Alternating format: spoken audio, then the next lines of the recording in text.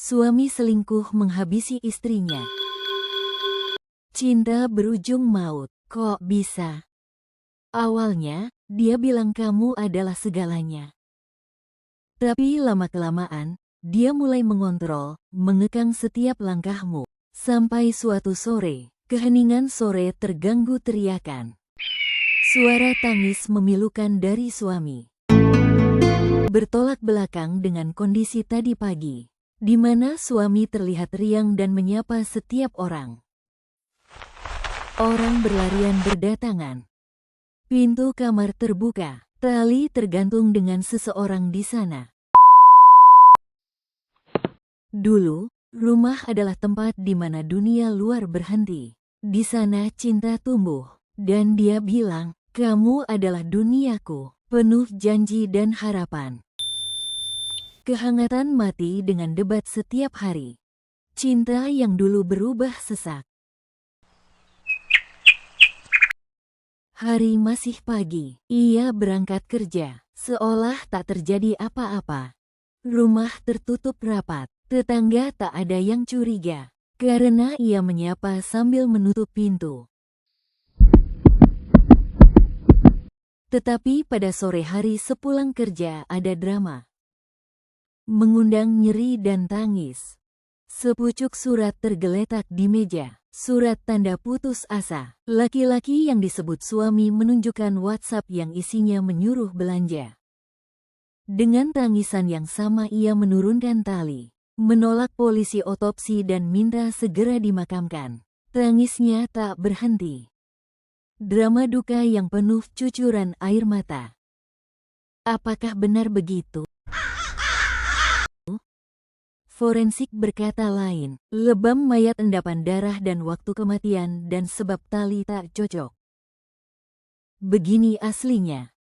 Tak cukup hanya pertengkaran. Ia menunggu istri suatu pagi. Satu sergapan. Lalu sunyi.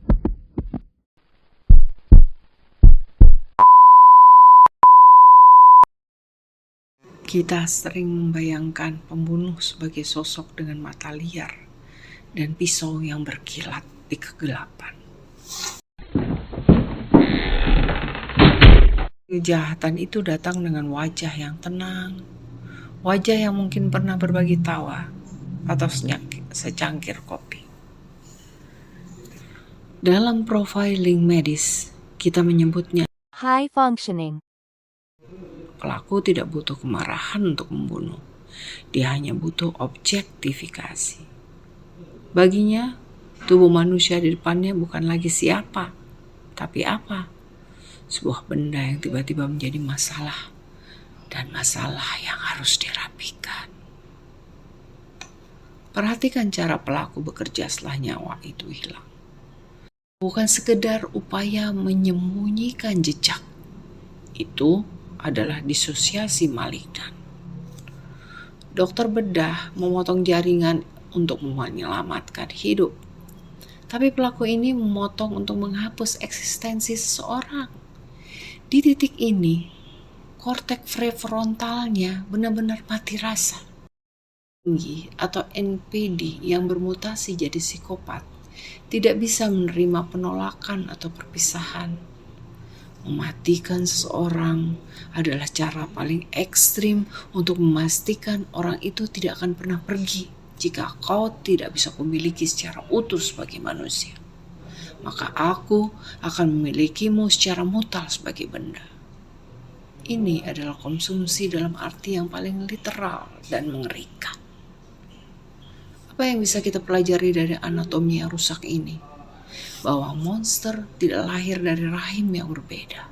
Mereka lahir dari kegagalan kita mengenali obsesi yang kehilangan batas. Saat seseorang mulai mengobservasi Anda secara klinis, menghafal napas Anda, bukan karena rindu, tapi karena ingin menguasai, maka berlarilah.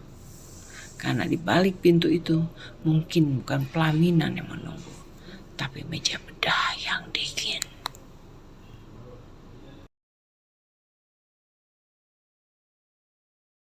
Tuliskan komentar dan pengalamanmu di sini. Apakah kamu memiliki cinta yang dikhianati?